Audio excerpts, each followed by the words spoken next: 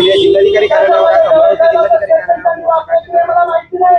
या देशामध्ये ऐतिहासिक महत्व असलेल्या या अंबानगरीमध्ये आज मातंग समाज आणि अनुसूचित जातीतील आरक्षणाच्या लाभापासून वंचित असलेल्या अनेक जातींचा आज या ठिकाणी महाआक्रोश मोर्चा अमरावतीच्या जिल्हाधिकारी कार्यालयावर आलेला आहे। या माध्यमातून, या मोर्चाच्या माध्यमातून शासनाकडे, सरकारकडे आमचं गाऱ्हाण त्या ठिकाणी मांडण्यात आलेलं आहे। मागील 1 ऑगस्ट 2024 रोजी देशातल्या सर्वोच्च न्यायालयाने घेतलेल्या ऐतिहासिक अशा निर्णयाची अंमलबजावणी करण्याकरिता या ठिकाणी हा मोर्चा आलेला आहे। आज देशभरामध्ये 1 ऑगस्ट 2024 नंतर जवळजवळ अर्धा डझनभर राज्यामध्ये या निर्णयाची अंमलबजावणी करण्यात आली। मात्र दुर्दैवाने ज्या महाराष्ट्र राज्याला आम्ही पुरोगामी राज्य म्हणतो, फुले शाहू आंबेडकरांचं राज्य म्हणतो, साधू संतांची भूमी म्हणतो, या राज्यामध्ये एवढा विलंब का लागतोय हा प्रश्न घेऊन या ठिकाणी आज हा समाज जिल्हाधिकारी कार्यालयावर आलेला आहे।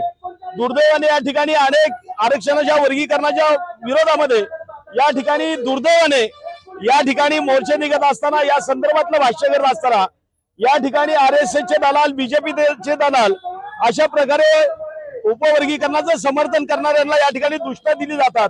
मात्र मी त्यांना या ठिकाणी सांगू इच्छितो की या ठिकाणी जो समाज रस्त्यावर येऊन आपल्या न्यायाची या ठिकाणी हाक देत आहे, तो समाज या ठिकाणी कुठल्या पक्षाचा, कुठल्या संघाचा या ठिकाणी दलाल नसून तो त्या उपेक्षित जातींचा हमाल आहे। त्यामुळे या ठिकाणी एकंदरीत या महाराष्ट्र राज्यामध्ये इतर राज्याच्या प्रमाणामध्ये ज्या राज्यामध्ये या ठिकाणी आरक्षण लागू झालेलं आहे त्या राज्यामध्ये BJP आणि RSSची सत्ता नाही।